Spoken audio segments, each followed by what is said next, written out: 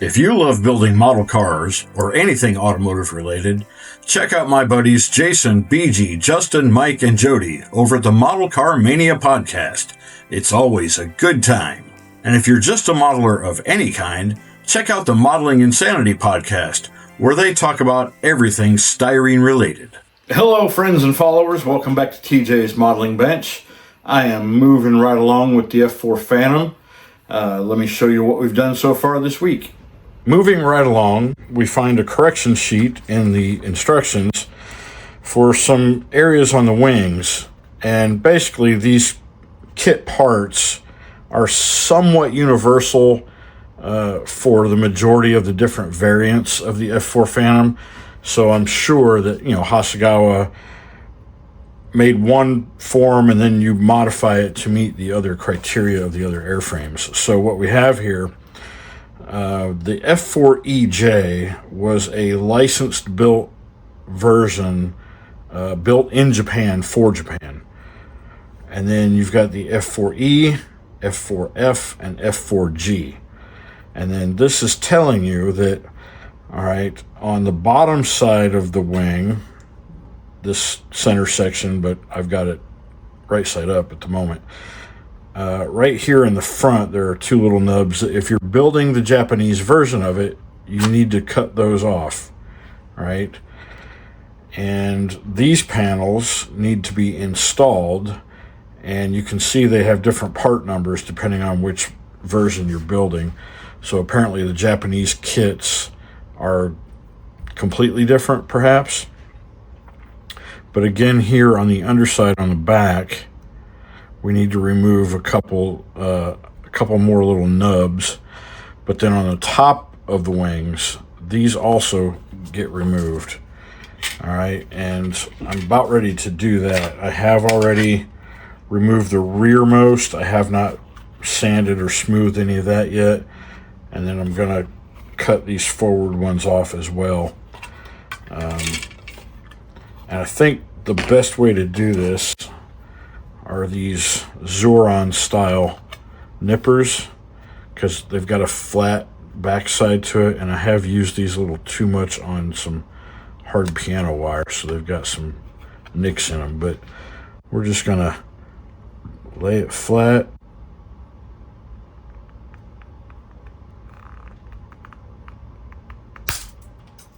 All right, that went somewhere in my shop.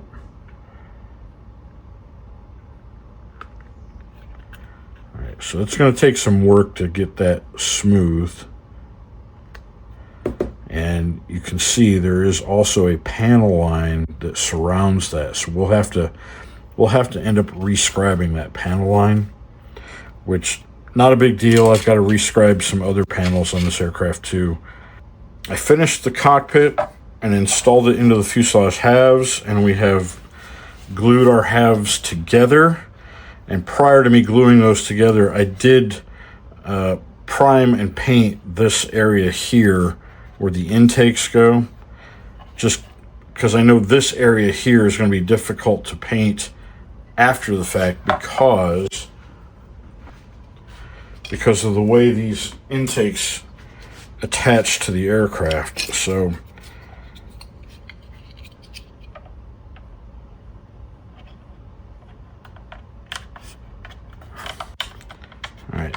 so you can see, behind there, that would be very difficult to get painted properly. So we got some paint on it to begin with. Now, obviously, it's a little unpainted along those edges, and we do cover that up somewhat with this intake. But that amount we can easily take care of with the airbrush, I think. Not a huge deal. I may still go back in and paint that a little bit more before we attach these. And we'll need to attach them soon because we're going to need to fill some gaps on here. If I can get this thing back on, there we go. So, where they come together, it's a pretty good fit, but it is going to require a little bit of work to make it disappear. That's It's pretty good though, honestly. Much better than some other kits I've seen.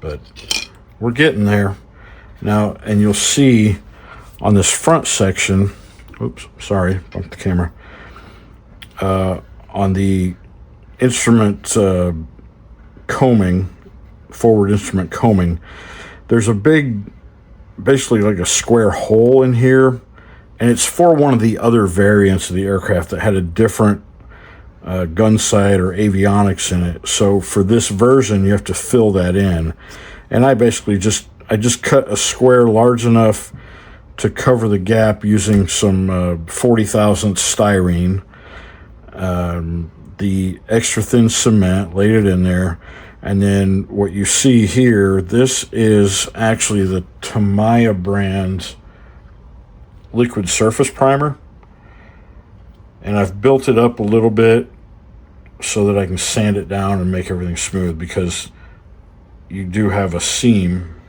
the join line for the two halves that runs through there, and I may still even add it across the rest of the fuselage. I'm not sure yet, because when I push this together, I do it in such a way that I get a little bit of squeeze out, so that plastic has welded itself together with a little bit of a ridge. And to me, sanding that off should, if I did it right, it should not leave any seam visible. You know, but there are a few areas where maybe it's not as flat. So like back here, you know, I did get a bulge, but I think I had a step from one side to the other, so they weren't flush when I glued it. This forward piece is, and everything to the back is. And I've already cut off the fuel dump so that we can get our 3D printed fuel dump put in. And I probably got to do a little bit more trimming there. Well, maybe not. That's actually, well, pretty close. So anyway, that's what I'm working on. I'll have to get all these seams sanded, make sure everything's filled, there are no gaps anywhere, and then we can prime.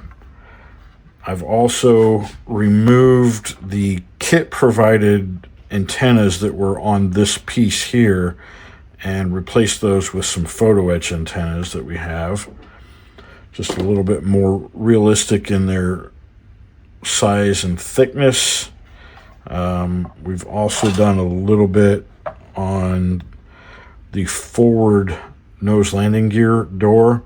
So this door is actually attached to the nose strut on the bottom edge. This top edge where you see these two little ears, that actually is attached to the aircraft itself. So when the nose gear retracts, it hinges at that point, and then there's a bar that will attach from the lower portion of this to the landing gear strut, and that pulls it up with the strut, and then it flush mounts to the aircraft. Since cutting those pieces off left quite a bit of plastic material still left to sand off, what I've done here is I've used some Tamiya tape. I burnished it down around the edge of whatever was left, and then cut that away with my number 11 blade. And then, since there's so much of it, the quickest way for me is to use a flat file. And the tape is going to help protect the surrounding area and, you know, salvage whatever detail might already be molded in, so that we don't gouge away any of that.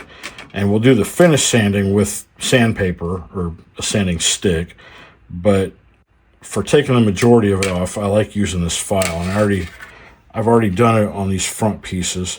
Now this one, when I cut it with the nippers, there's just a little bit of a divot in the plastic there.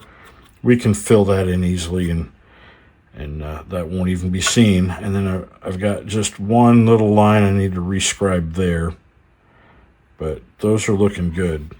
But that's all I did. I just covered it with the tape, cut away what I wanted to remove, and then we'll go in here and just start removing as much as we can until it's at the point where the thickness of the tape won't allow us to really go any deeper with it.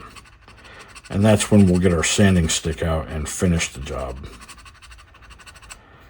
And that'll minimize the amount of panel line scribing we need to do, because we won't have to sand as thoroughly or as hard when we get to that level, because this file is going to remove the majority of it. I got those areas sanded down, shot some primer on them, and then did a little more sanding in each area just to be sure that it was level with the surrounding wing. I've got a little bit of panel line work to do, not much, which that was kind of expected from the way I was doing it, that I would need to do a little bit. But I saved myself a lot of work, I think, by using the tape method to get the majority of that down. As well as these areas. These are the two panels that had to be added in. And then this is the area where those two forward nubs were removed. And then back here where the aftmost nubs were also removed. And so I primered it, sanded it, found a couple little spots, so I used some of that Tamiya surface primer again, and then sprayed and sanded again to make sure that everything is smooth. So now, and I also, there's a molded in wing fence right here, but I have the photo etch that replaces it, so that had to be cut out, glued in, and then sanded smooth where that kit molded fence was, because it's too thick for scale. That's why the PE parts are in there. But it is ready for more primer after I get these panel lines shaped up again. And I'm waiting on Hasegawa makes a tool for rescribing panel lines. I thought I had one in my mess somewhere, but I can't find it. So I've ordered another one, and I will have that shortly, and we'll correct the panel lines on that, make those look better. Again, same thing with the nose radome. You can feel no seam there. Now it looks like there's a visible seam here, but you absolutely cannot feel anything. So that is good work for me. Again, I did the same thing where I sprayed it with the primer, sanded it down, found a couple little spots where I used the surface primer, let that dry and cure, primered it again, and then sanded. So we're really looking good with that. Same thing on the fuselage. And this kit comes with a one-piece canopy like this, so you can display it with canopies closed, or it's got the separate individual open canopies and windshield, which I'll be using. So I've used this one-piece canopy as a masking canopy to keep the cockpit area clean. I just used Elmer's white glue along the edge of the canopy itself to seal that in, so we shouldn't have any worry of overspray getting in there.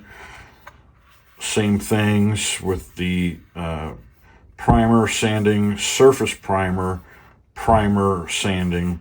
All right, so we're ready for a little more primer on this one again. Did a little bit of work back here at the tail where the fuel dump is. That's more of the Tamiya surface primer. So this will get another coat of the Mr. Surfacer Black primer, the 1500 Black.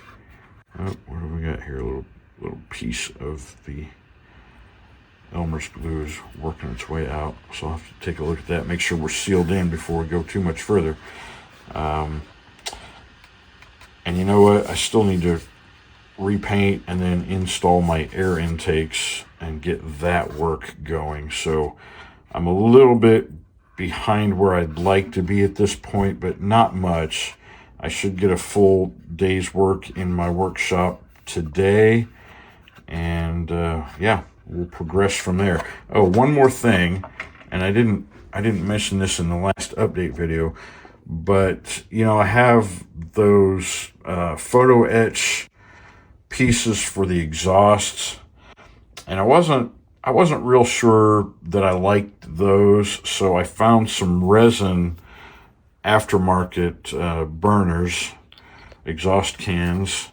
Actually, it's got the forward, or it would be the rearmost portion of the engine that goes inside of these, and we'll get ready to paint that quick. These already have black primer on them, so they are ready for paint. That'll be one of my other tasks to do in the coming days. So we're pressing on. It's coming together really well, actually. All right, and now I've got the wings mated to the fuselage. You can see it's not fully in primer yet. I am still working on some seam lines. The intakes have been added, and I need to do some fill around those, especially on the bottom side where the intakes meet this forward portion of the wing. There's a fairly significant gap here at the bottom, and we'll just fill that in with some pieces of sheet styrene and then use our filler to go over that. But it is looking pretty good. There was also some photo etch that goes into the main landing gear wheelbase. There you can see the front sides. But yeah, 3 of the 4 sides have photo etch that go into them. There's an uplock that goes here for the landing gear strut. On the tail hook, you've got these reinforcement plates on either side at the base of the tail hook. There's a skid plate that gets added to the shoe of the tail hook. And then, I don't know if this is gonna, let me see if I can get this to focus. Yeah, kinda. Anyway, right behind the shoe of the tail hook, I'm guessing it's supposed to be an up lock, but it's actually behind it. So I'm not 100% positive about that, but we added it anyway. There was a plastic piece molded in that was really thick and ugly, so the PE replaced that, and it does look better. I'm just not 100% accurate as to what that is supposed to be, because like I said, it's behind the hook, so I'm not sure how it would be an uplock. But anyway, that's where we are. I've also started to get some paint on our engine nozzles. This is going to be a multi-step process. This is just the first coat. This is actually Model Masters steel, old Model Masters that I had just a little bit left, enough to do this. And like I said, it's going to be a multi-step process. And when we're done, it should look really good. So it's going to get some heat staining and some darkening and, all the good stuff. Anyway, till the next update, y'all.